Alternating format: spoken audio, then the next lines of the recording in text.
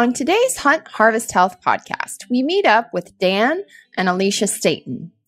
Ryan and Dan first met a near decade ago in the backcountry of North Idaho, and since then have forged a friendship based on the hunting and archery lifestyle. Many of you hunters out there may know Dan from Elkshape and companies like Mountain Ops, Hoyt, and Sitka, just to name a few. Dan and Alicia own CrossFit Spokane and, least to say, are seriously intimidating and motivating athletes. It's fun getting to know couples who, just like us, have a passion for food, fitness, and family. Their newest addition even makes an appearance here, because real life can't be scripted. And as they put it, family is life's greatest blessing. Thanks a lot, Dan and Alicia. It was great getting to know you. Howdy, folks. Welcome back to the Hunt, Harvest, Health podcast. Today, Hill and I are super lucky and excited to have a chance to talk to Dan and Alicia Staton. Dan is a super accomplished backcountry elk hunter who I've got a ton of respect for. I met Dan in the woods of North Idaho years and years ago. I'm not sure how many years ago it was, but it was a while back. And quickly became a fan as this guy consistently harvests critters in what I feel is one of the most difficult areas to do so, brush country of North Idaho. So I have not yet had the opportunity to meet his wife, Alicia. So I'm definitely looking forward to this conversation and getting to know her a little bit. So with that, Dan, Alicia, how are you guys doing? We're doing good. Doing good. Awesome. Hey, I guess to start this off, why don't you guys just tell us a little bit about yourselves, if you could? Ladies first. Well, my name is Alicia, and I'm obviously Dan's wife. I don't even know where to begin. Dan and I have been married for 7.5 years. We've got a couple of kids together now, and Dan's been hunting hardcore since we met, so I kind of knew what I was getting into in the marriage department. We live in Spokane Valley, and we own and operate a CrossFit gym. I'm also a nurse at a local hospital here, and I love working out, man. That's my passion. So that's a little bit about me. Perfect. Well, she just said we've been together, and we have a beautiful family. We love living in the Northwest. We love all 4 seasons. Currently, it's really cold, and we're getting ramped up for a new year and the prospect of new members at our CrossFit gym. Alicia's a coach there as well as being a nurse, I thought I would add. And, yeah, we just operate an awesome CrossFit community, and we have a passion for the outdoors and living a healthy lifestyle and raising our kids that way. So we're excited to talk to you guys. We're very like-minded. Yeah, absolutely. So I know you've done a lot in the outdoor industry, Dan. Maybe give us a little bit of a brief summary as far as what you've done. I know you're Elkshape. Everybody knows you by Elkshape. I know you're a writer. You've done a ton of writing. I've read a ton of stuff by you. But maybe go into a little bit of that. Like what have you done? Well, my day job is a fitness coach. Like I that's what I do. But I love hunting and writing and the spoken word. So my background is writing. I wrote a book called Train to Hunt. This was before Kenton, Claremont, and I started Train to Hunt. I kind of just wrote my roadmap to getting in shape for hunting. And from that name, Kenton had the idea to maybe turn it into what it is now, which is Train to Hunt. So I co-founded Train to Hunt in 2010 with Kenton, and we separated a couple years later where he took over that and I took over the gym that we started. And so he focused on Train to Hunt. I focused on CrossFit Spokane Valley. But along the way, I've always written for Bowhunter Magazine. I've done some fitness pieces for Bowhunter Magazine TV, and Sportsman's Warehouse. They have a TV show, Sportsman's News. I've done that as far as videography, as well as been a hunter on there. And I've what else have I done? I've even done video editing for Jim Burnworth, his hunting show. I'm trying to think what the name of it is. Extreme Outdoors? Western Extreme, yeah. I've done the hunting editing side of things where you take in and video edit I just mainly focused on my YouTube channel, Elkshape, and providing good, fresh content for that. Taking a back seat to writing and just kind of focus on more digital platform stuff, kind of what you have to do this day and age. And doing stuff like this. This is what is fun for us. Absolutely. So, yeah, for sure. Yeah, I think we all kind of, I was super pumped about, getting you two on here. I don't think we're like the ultimate power couple as far as fitness and overall nutrition. The first time I ever saw Alicia, you were doing walking handstands on Instagram, and you were like ready to pop with your first baby. And I've had 2 children as well, and I unfortunately am like in the hospital getting IVs for most of it. And so Ryan's like, check out this chick, look at what she can do. And I'm just like, I already hate her. I just want to like, and no, but it was, I always remember that. I was like, that is amazing. I mean, I could barely even, walk out to my car, much less do a walking handstand. So I was always very impressed with that. Yeah, I think I've pointed out a few times. I've seen her doing, I think there was a point where I saw you doing backflips, and you were pretty pregnant when you were doing those backflips on a trampoline or something. And I was like, no, I can't do a back. Okay, I can't on a trampoline. Yeah. I think pregnancy is just really different, and I mean, if you feel good, then why not? Absolutely. Yeah, I love pointing it out to my wife. It's just fun. Well, that's why we only have 2 children instead of like 8, like my daughter wants us to have, because I wouldn't be living still if I had to have 8 children. That's how sick I get. Same boat. No more. We're good. So who's the better athlete of you two? I got to ask. Go ahead, tell them. Well, I don't know. I think I'll answer this. I paid to go to college because I was not on a scholarship for athletics. Alicia paid for her college for athletics because she was on a scholarship. So collegiate athlete, high school varsity athlete. There you go. There you go. That answers that question, right? Kind of why I really was excited about getting you guys on is I wanted to talk a little bit about just kind of a healthy lifestyle. Really curious about what you guys do in the way of kind of your just daily routines. What you guys do with food. I know, Dan, obviously you're a big hunter. You like processing your own meat, I believe. I think I've seen that. Just kind of some little hacks and tips on what guys can do to get a little more out of their food and what you guys do as a couple. Sure. Dan, you wanna? Well, yeah, couples can sabotage themselves if they're not on the same page. I think a lot of couples will take on each other's bad habits, or conversely, take on each other's good habits. So when I met Alicia, she was a phenomenal cook, and I was not, but I was really disciplined about making food for the week. And so we kind of combined forces there to where she made the food taste way better, and we made way more food than we needed for a day. So we had food readily available for the week because our schedules are so busy like everybody else. So that's one hack, is food prep on Sundays. Get some good music this time of year, some Christmas music, and make some of the stuff that's a pain in the butt. And for us, it's usually like carbohydrates. And I don't want to get too detailed, but for us, making carbohydrates in bulk, clean carbs, is the most time consuming. So we do that on Sundays. That's our son in the background. You bake your spaghetti squash, your butternut squash. Now ours isn't Lamper's homegrown like you guys. Make your yams and make maybe one really big salad that's going to last you for the week. Obviously, it's a pretty big salad. We just do some of the time consuming backfilling our carbs with clean carbs. And that takes preparation. If we didn't do that, it would be very time consuming during the week. It would be more apt to consume crappier carbohydrate sources. So just kind of those vegetable starchy carbs that take a little more time to prepare. So preparing meals. What else? And since we've had kids, things have changed a little bit, but not drastically. It is more about planning ahead. And fortunately, I'm able to be at home quite a bit. So in the morning, we'll take meat out of the freezer for dinner that night. If we didn't, cook something up meat-wise at the beginning of the week.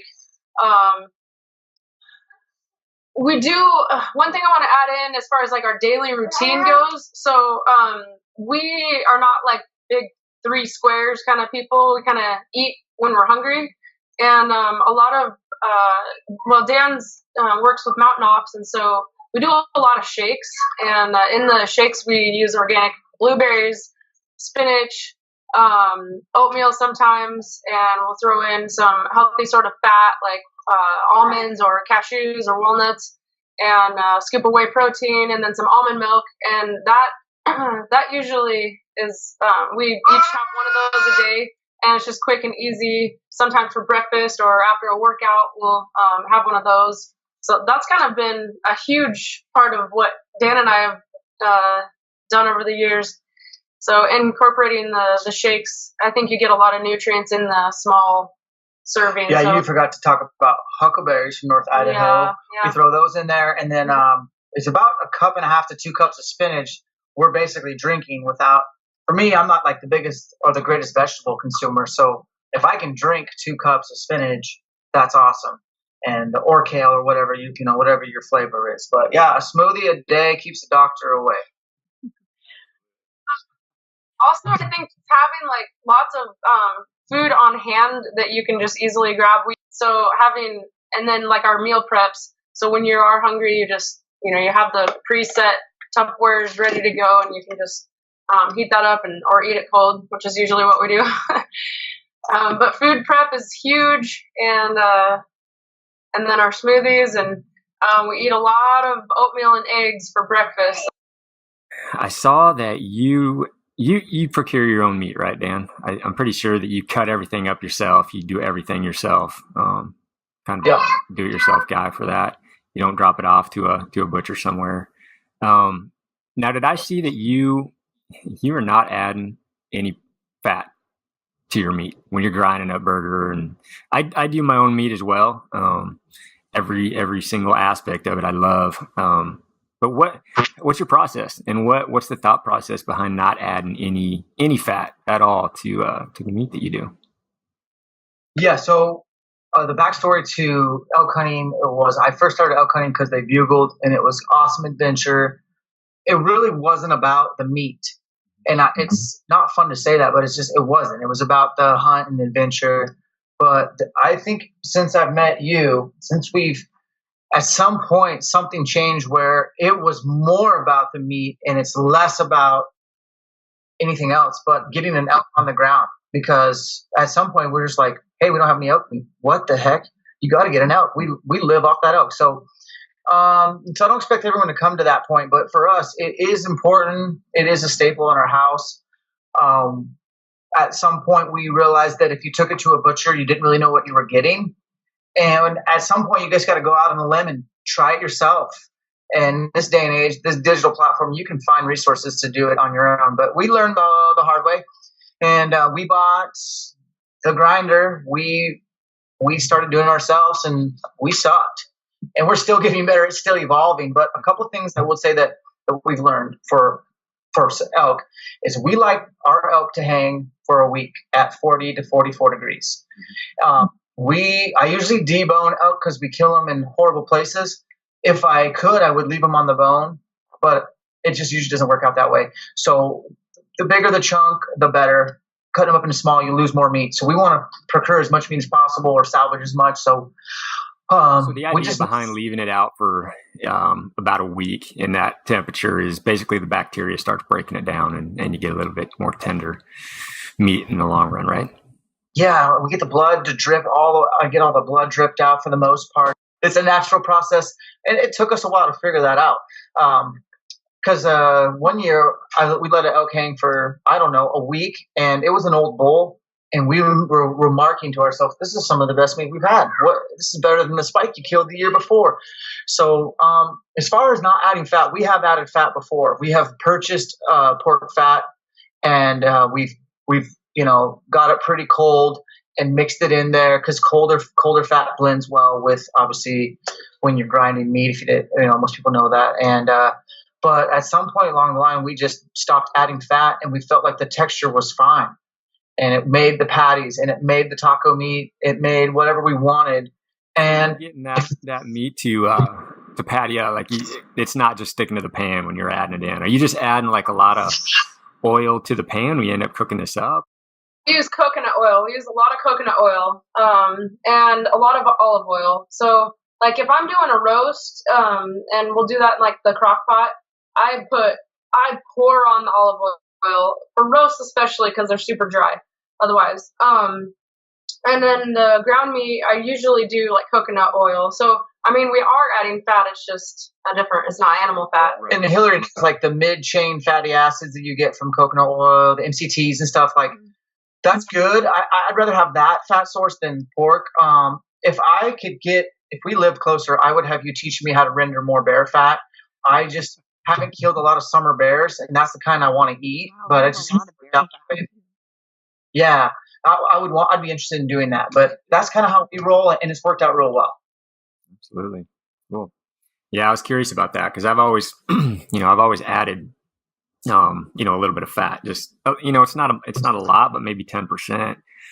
But there again, when you kind of do it that way and you're super conscious of what you're putting into your food, you got to be careful with what, fat you're using. You want to know where that came from as well. Cause 10% of a fat that's got a bunch of hormones or nitrates in it is something you don't want to do.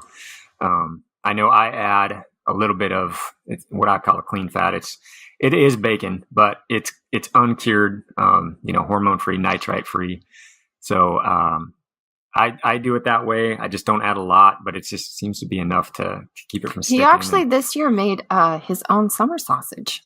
So we usually take it to the butcher and they do it. We have to buy the spices because they were like, "What? You don't want MSG? What's that? What are you talking about?" So we had to buy our spices. Take them to the butcher but Ryan, I always try to get like a little bit of summer sausage made, and I've always had other people do it. And like she said, you kind of have to give them the ingredients, otherwise they'll use theirs. And I have yet to meet a butcher that is going to use something without MSG in it. So you can do it that way, but now I've just come to the conclusion I'm just going to do it myself. So, it's really easy to make summer sausage that's got a super good flavor without adding any nitrates. It's actually way better than the butcher makes, I think. Yeah, it's just one of those things I enjoy doing. Yeah, I think also it's kind of just like what you get used to too, because I mean, we've been doing this now for so long that I wouldn't know the diff. I don't know. It tastes good. Like if we've never really added a lot of fat to it or added any fat to it. So, I mean, we would probably be like, "Oh, this is bomb" if we did. Well, you know how most people eat beef, right? I mean, what's it like when you eat beef? You're like, "Oh my gosh, this is so good. It's like so fatty," right? Because we just don't eat any beef. I wouldn't and know. so we're used to lean game. Even if we have some fat in it, it's still really, really lean compared to like a piece of eating like a pork chop or eating like beef. And so we get used to it. We don't really notice it until we eat some beef, and then we're like, "Wow, this is fatty." I know every year. Once in a while, we'll have a big cheeseburger. It's like, oh man, homemade beef burger. Well, Ryan makes sous vide meat. He makes for my daughter's lunch. She makes her own lunch meat. She's like, "Mom, why can't we just have roast beef like normal people? Why can't we just buy some roast beef?" And I bought her roast beef before. I bought her some last week because we didn't sous vide, and it's disgusting. I'm like, ugh, you can't even eat that stuff. So. Well, I've got this crazy slicer, and it just makes it perfect. So when you sous vide, I don't know. Have you guys ever cooked that way? Have you ever tried a sous vide? No. All right. So kind of the principle behind that is what I'll do is I'll, put it in if you want to marinate or you want some spices on it. Just take any piece of meat, take a hunk of backstrap or whatever, and just put some spices, whatever you want in there. Maybe a little coconut oil. Vacuum pack it, or just get it in a bag that can seal. Put it on the stove. I just let it, cook at 140 degrees, and I let it cook for about 5-6 hours. And what that does is, it just kind of cooks it through, and then I'll take it off, and I'll take a little torch and just crispen the outside. And man, it just, I like it where it's just a little pink in the middle, and it's just got a real good crust to the outside. And I'll take that and run it through the slicer. And I mean, I haven't had much roast beef, but it seems like that's what it would taste like. It's just awesome. It makes these nice, perfect thin strips for sandwiches. So that's a really good idea too for like lunch meat kind of stuff. Yes. Okay, Dan. So obviously, we talked a little bit about, food intake, this and that. What I want to get out of you is, first off, how was your hunting season this year? That's first on my mind. I want to hear how your hunting season went. Okay. Yeah. Not that good at first. Bear season was rough for me this year. I started enrolling in some firefighting classes. I was getting my EMT and looking to get my firefighter 1 certification. I was working towards being a firefighter, in addition to owning the gym. And so I didn't spring bear hunt this year, but just a couple of days. That was rough. So I usually hunt for a couple weeks for spring bear pretty hard. We love hunting bears around here in North Idaho. So I felt pretty rusty going into the season. My first hunt was actually meeting up with you in Nevada. And it was really cool hunt. I've never been to that unit. It was completely backcountry, pretty legit as far as getting away from people and testing. And I only had I think I had 5 total days. And it was just like a lot of hunts. They tested me. That one was a testful hunt. I mean, I just ran into some things I didn't count on. For example, there was like 2,000 moo cows at 10,000 feet that I didn't expect. And, it was crazy. It was a cool hunt though. Bottom line is I missed a buck on my last day at like what I felt like was a chip shot, about 40-yard shot. Somehow, in those backcountry hunts, you don't have a target to shoot into every night. And I bumped my bow or something because I couldn't hit the broadside of a barn. I missed that buck and I hiked straight off the mountain down to my truck and just shot for an hour. And that bow was jacked up. So I had to grab my backup bow, and then I'd already dropped 2,000 feet and gone 4 miles back to the truck. And so I hunted lower country, and then I had to hit the road. It was a long drive. I missed my family, and my wife had just had our second baby. So it started out really rough, but it ended a lot better. I got to spend some time in Utah and Idaho and Arizona, and ended up getting 3 bulls, 3 elk, and my first mountain goat, once in a lifetime tag, and a few deer here in Washington, and we're done. We're done for the year, and our freezer's full. So it worked. It ended well, but it didn't start well. That's for sure. Yeah, that's pretty good. 3 elk. I mean, that's phenomenal on its own. And I hadn't really talked to you about that mountain goat hunt. Like you said, that's like a once in a lifetime deal. That's something I've been waiting for that tag for years and years and years. And who knows if I'll ever draw it? But man, you succeeded and drew that thing. So man, congrats there. So how did that hunt go for you? It was epic. It was in Utah. I made a video on it, but it's one of those hunts where it's any weapon, and it starts off with I think there's 18 or 19 tag holders in a very small area, and the goats are concentrated. And we got there a day early to scout. I brought my nephew, and we were like elbowing our way through public land. People had parties of 6 to 8 people with them because they drew this tag that took 20 years. And it dawned on me right then and there that we were going to have to find a goat that was really hard to get to, out of rifle range, and be there at first light.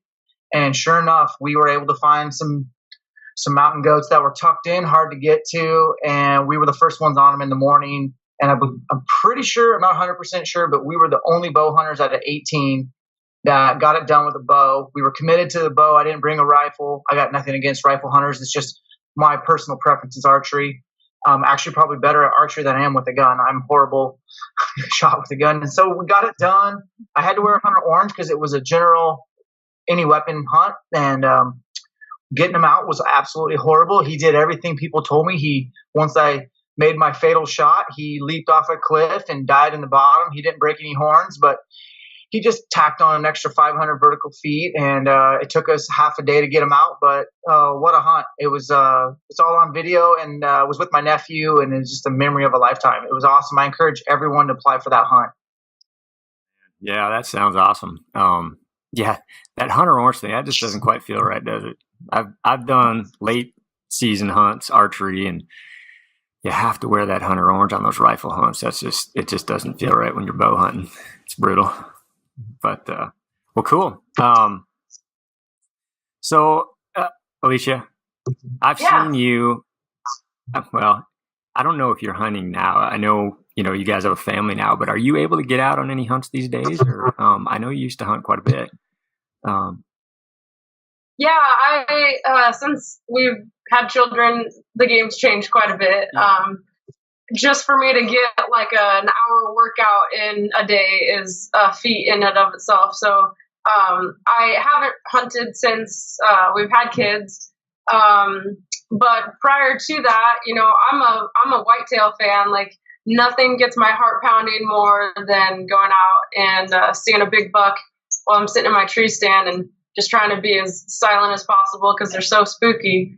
I really enjoy doing that.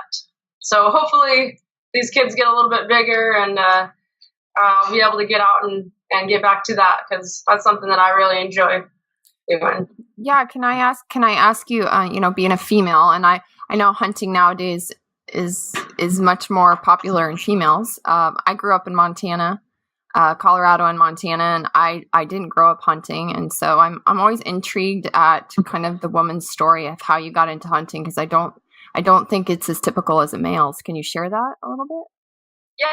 I grew up in Spokane and was not really exposed to a whole lot of hunting. I call her my redneck aunt because she always lived kind of out in the boonies and was into hunting. But I wasn't really exposed to the culture, I guess. But she would take me out every once in a while, go deer hunting, like at a local mountain area that we have here in Spokane. And what I thought hunting was just riding around in a pickup truck while my aunt and uncle smoked cigarettes, and I sat in the middle of them and held a gun, like out the window. So I didn't really know what hunting was. So I shot my first grouse when I was 10 years old in the middle of a truck. I don't know if I should even say that, but I was like in the middle seat. But it was so cool. Like I got to eat that grouse for dinner that night. My mom cooked it up for me. And so that was kind of like my only exposure to hunting until I met Dan. And so obviously many years later, and I just knew that really Dan was just gone all the time. And I was like, okay, I'm dating this guy and like he's never really around, and I guess I'll just keep hanging out with my friends and whatever. And then I kind of as just being around him, learned more and more and more about hunting. And he's like, well, let's get you a bow. And so I started shooting and just kind of my competitive nature, I guess. I thought it would be, I don't know, just I love being outside. And so he was always super encouraging of me to go do that. And once I saw my first buck in a tree stand, I was pretty much sold on it. Now, I'm not going to try not to talk your ear off too much, but he did take me on an elk hunt. We had permission to hunt a ranch, and I had permission to shoot a cow elk. And the first elk that we came across was a pretty nice bull. I don't remember how big it was or anything.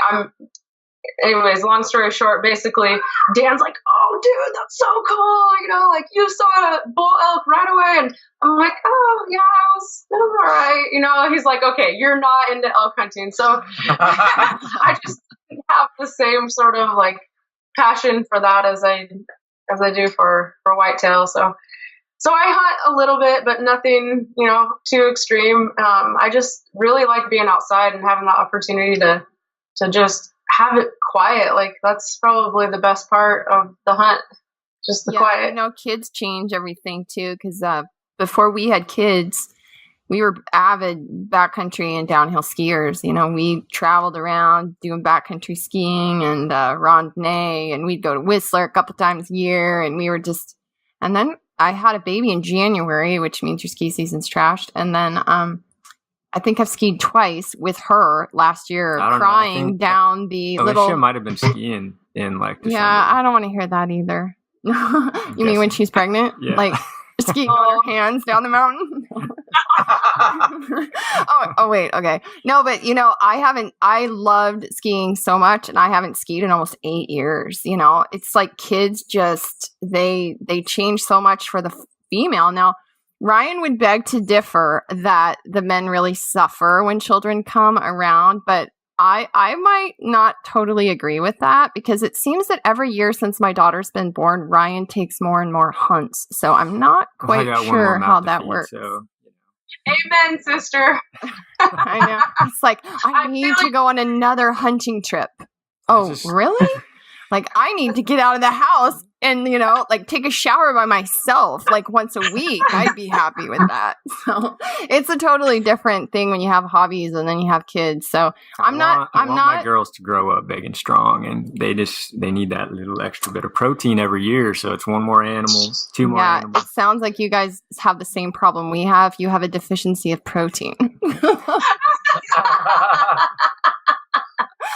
Yeah. All right, we'll go skiing while these guys watch the kids. How about that? That's awesome. Now I'm in my 40s though, and so Ryan and I are like, should we go skiing? And they're like, damn, we got a mortgage to pay. We might break something. Like, I don't know. I might like snap a knee doing nothing, nowadays. So it's I worry about it knocking me out for the following hunting season. That's my biggest worry. I don't want a knee injury. I've been super lucky. So no injuries yet, knock on wood, but nothing crazy anyway. Yeah, you and Dan, man, you're two peas in a pod. Holy crap. Well, if you hurt your shoulder, you can't, I'm so cautious leading up to archery season because of shoulders and knees. Yeah. And I hate to say it, but I run a filter through archery as far as is what I'm doing is the risks outweigh the benefits for me getting hurt and not be able to archery hunt. Mm-hmm. And I don't know if I could miss a season of elk hunting. I don't know how I would do it. I'll tell you, Ryan. Okay, Ryan missed. Let's see. My second baby was a surprise. She was you're not stressed, you're pregnant, baby. We were like, what? So I was pregnant in September. I found out I was pregnant in August, and again, I'm like very ill. So for almost 3 to 4 weeks, I could not barely get out of bed. Ryan had to drive me to work. Like, I would throw up if I saw windshield wipers, that kind of thing. So he missed September because he couldn't leave the house because I literally could barely feed myself, much less take care of our older daughter. And I'm telling you what, who is the one that's throwing up 20 times a day and almost dead? Who do you think is throwing a bigger temper tantrum? Because it is September and he doesn't get to go elk hunting.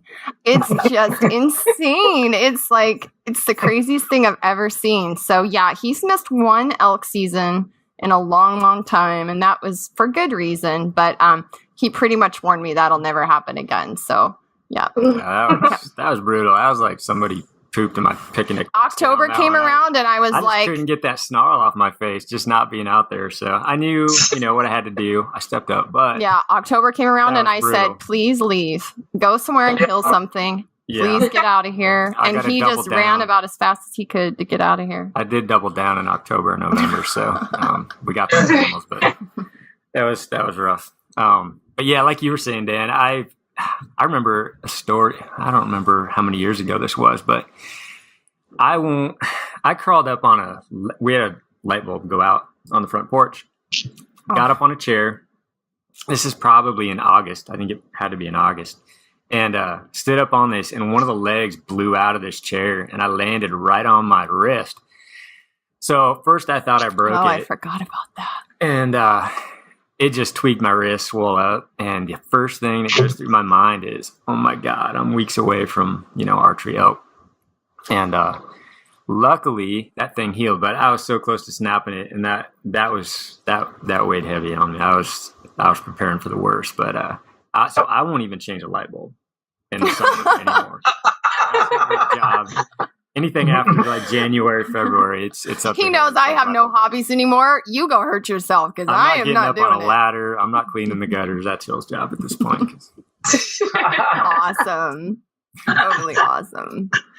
Okay, well, on that note, let's ask them our questions that we ask everybody at the end of our podcast. Sure. Because this will probably take a little time. I'd kind of like to ask Alicia, what do you feel is Dan's biggest strength? Like, what's his superpower? His superpower, no question, is his passion. He has the things that he does, he's 100% passionate about and pursues them with full force and vigor. And that's really like what made me fall in love with him, was like his ability to just set goals and go towards them with full force and achieve those things. And like, I think the reason his business has become successful and the reason that he's successful in his hunts is because he has that passion, that driving force behind him to just make it happen, you know. And yeah, definitely. Yeah, I could definitely see that. I mean, anybody who's followed Dan, watched his videos, seen what he does, can see he's got a lot of passion and drive, and definitely goes all out on everything. And so, Dan, same question to you. What's Alicia's superpower? Well, put you on the spot. Yeah. So 4 kids, I would say my wife's just kind of a badass, and I still believe that. But like, there's something about her. She's like a tomboy, and it caught my eye immediately. She was just so intense and athletic and outgoing, and just one of the boys. But not to be sappy, but as soon as she became a mother, I saw like her true calling in life, and it's to be a mom. She's got a heart of gold for these kids. She woke up 7 times last night with this youngster right here and didn't even complain about it. 7 times. If I got woken up once, I would be so disgruntled the next day. So she's got a huge passion for kids, and her greatest gift from God is a mother. She's the greatest mother I've ever seen, and that's something special. So that's her biggest strength. All right. So I'm not going to make you guys I don't want to know what Alicia thinks Dan's weaknesses are. That might get a little weird, but Alicia, what would be your weakness? What do you feel would be your weakness if you had to pick one? Oh. Yeah, it's tough. In life in general, huh? Patience. That's hard to say. Yeah, I think as I get older, I am more patient, but I'm just impatient. It's waiting sucks. Dan's really helped me with that. He's the exact opposite. That's probably why I married him, because hunters are like the most patient people on the earth. Maybe not like elk hunting either. No. Yeah. I bet Hillary would say the same thing about Ryan being patient. I mean, it's just what you have. I was just gonna say, yeah, that's probably exactly what. If I had to pick her weakness, I would probably say patience too. And I think it comes back to being a mom again. You have so many balls you're juggling literally 24 hours a day. I mean, getting woken up 7 times a night, and you're doing that months on end, plus you're working, plus you're exercising, plus you're food prepping, plus you're like trying to have some relationship with your husband and other people in your life. It's nerve-wracking, and you have days. You just want your life to get on with it. Can these kids just freaking grow up? Can I just have my life back? You have all these thoughts sometimes. And if you're like me, she sounds like she's educated, right? You have goals in your life too. And that doesn't take anything away from your children. But again, these are all balls that we have to juggle, when we have a lot of energy in our life and things. Yeah. Life actually is really short if you think about it. I don't know how we got to be, Ryan and I met when we were 21 and we're 44. Like, how did that happen? Right? Yeah. It happens really quick. So that patience is, I think, for me, I agree with you there. It's hard. Well, and how many years were you guys together before you had children too? We were married. We were together 2 years before marriage and 11 years married before we had kids. Okay, so that's even more difficult, because Dan and I were married for 5 years before we had kids, and we feel like we were really spoiled with that, because we get to go do whatever we wanted to do. And don't take it wrong though. Ryan was gone to Alaska or Russia for 7 of those the first 7 years. He was gone 5 months out of the year. I had a job where I traveled, and then I went to school in med school. So I was in school full time for almost 9 years.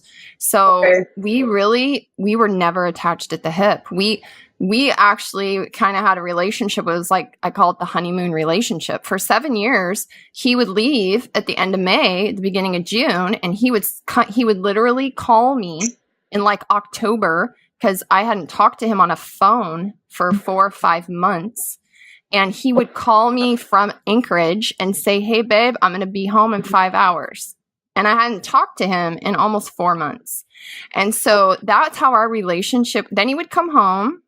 And it would be great, like honeymoon for like a month. And then it would be like, are you freaking kidding me? Because I'm like basically a single married woman. Don't tell me what to do, because I spend half the year by myself, right? And then it would be just time for him to leave again. And then you go into this fairy tale saying, "Oh, I miss my husband." Yeah, so turkey season. That's perfect time for. We're not even going to get into hunting stories after coming home from being gone for 5 months. We won't even have that discussion right now. But yeah, we had a marriage that was like, we had things we wanted to do with our lives separate from each other. And so we were totally supportive of each other. And he did what he loved to do. He supported, and then he did what he didn't love to do, which was support me through medical school. But he did it with a smile on my face, of course. Pissy smile on his face. And then I don't blame him, because it sucked. It really was hard for a lot of years. So then we realized we were getting older. We needed to have children, and we did it. And we were so blessed. And we've had 2. We were only going to have 1. And sure enough, my eggs weren't as old as I thought they were. Bam! We got another awesome little one. And it's been hard though. It's like we've had a lot of years together. We've had almost like 3 lifetimes together, because we had a life together before, and then we had life with school, and now we have life with kids. And someday we'll have life without kids again. And I'm pretty sure I know where Ryan's going to be, so I'm making sure to make my list of all the things I want to do. Well, we had kids a little earlier, so I'm going to be ahead of Dan. I'll be in the mountains a few years before Dan gets up there. Yep. All this time up there. Not many. Tana's only like a year older than their little one. Yeah. Cool. Okay, so what's your weakness, Dan? So many. But obviously, if I'm thinking about where she kicks in, it's my communication. I'm not inherently excited to come home and tell Alicia about how I feel about anything, because Dang, dude, are we not the same? You guys are married to each other. Just don't talk about stuff that I guess I'm supposed to. I do try though. Like with her, she is very encouraging, and but there are times when she's got to like corner me and say, "You need to talk to me. You haven't told me anything." And a lot of times she'll find out things by surprise, and I could have told her way in advance what I was thinking. So it just doesn't come easy to me. But that's what marriage is. We believe marriage is not to make you happier, but to make you holier. And so there's a lot of things that are sharpening each other. Iron sharpens iron. And for me, it's communication. I don't talk enough. I don't tell her what's going on in my head. So, right? Yeah. You hit that one. Very well said. All right. So one more question for you. What are you guys grateful for? You guys are, how old are you guys? How old are you, Dan? I'm 35. Alicia's 31. Wonderful. Yep. So what are you most grateful for, where you guys are at in your life? So much. I think I'm most grateful for our family. Like, and when I say our family, I mean not just our immediate family, but for all of our family that lives so close to us. We've got his parents who live in Spokane, and are we okay on audio? Yeah. Yeah, you're good. Sorry. Okay. His family lives in Spokane. My family lives in Spokane, and so it's just awesome to be able to get together with them. And they're like our best friends. We hang out with them more than like anybody really. Since we own the cabin up in North Idaho with his dad and stepmom, we spend a lot of time with them. And like, I'm just so thankful to be in close proximity to to those guys for sure. And then my mom lives close, like up the street. And so just having our kids and being able to, have their grandparents involved in their lives is awesome. Yeah, I try to explain to Alicia that when so I was in Arizona for 8 days by myself, and it was a solo hunt. And I know Ryan hunts solo more than I do, but I hunt solo quite a bit. And there's not a day that goes by that I don't flex gratitude muscles and just thank God for my immediate family. Like, I cannot tell you how much you think about your family while you're hunting, and when you're with your family, how much you think about hunting. But it's true, and I come home so excited to see them. And for me, I need that. Like, it really paints a huge picture as to my why, and it's these guys right here. That's my why. And so hunting has its negatives, but one of its positives is it really brings out my gratitude for what I really have and what matters most. And that's not my mortgage, not my lease on the gym, but it's my family right here that I get to have under one roof. So absolutely. Yeah. It's one of those things that, a lot of people that haven't spent, a lot of time in the mountains hunting solo, and something about hunting solo, it's different, than even when you're hunting with a buddy. If you got one buddy up there, you're not thinking about the same things. But when you are solo, I know that's what I think about as well. You think about those things that are most important, and everything just gets really clear when you're up there by yourself. And I agree. I think just you think about the things that are most important to you, and it just comes really clear to me when I'm up there alone and not spending time with somebody else up there. So absolutely. All right. So can you tell us how people can find you guys or follow you, Dan, or tell us maybe a little bit about your CrossFit gym in Spokane if people wanted to get in touch with you? Go ahead. Okay. Sure. We're on the web, World Wide Web, CrossFit Spokane Valley. And we're more Instagrammers than Facebookers, but Alicia is on Instagram at Coach Montana. At Coach Montana. And I'm Dan the Fitness Man, and we post pretty regular on there. It's kind of just what's going on in our life. And you can go to the website Elkshape if you want to follow along what I do for fitness or training, or see some old articles or something like that. But yeah, we're out there in the webs. Awesome. Yeah, Elkshape. Everybody knows Dan, though. Everybody knows Dan the Fitness Man these days. So. Okay, well, you guys, thanks again for being here, and have a great Christmas. Yeah, you too. Okay. Good luck with this, guys. Yeah, take care. Thank you. Bye.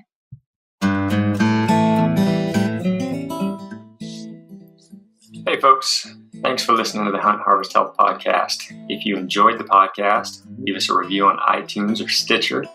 Any comments, ideas, suggestions, feel free to shoot us an email at lampers@thehealthyhunter.com. That's STH. Or go to our website at huntharvesthealth.com. You can also follow us on Instagram at Stealthy Hunter or at Doc Hillary. Feel free to message me as well through Instagram, as I do really enjoy answering any questions related to gear, hunting, food, or you name it. Tag your photos as well if you'd like at Hunt Harvest Health or Get Stealthy, as we'd love to see what you guys are up to. Thanks. See you next time.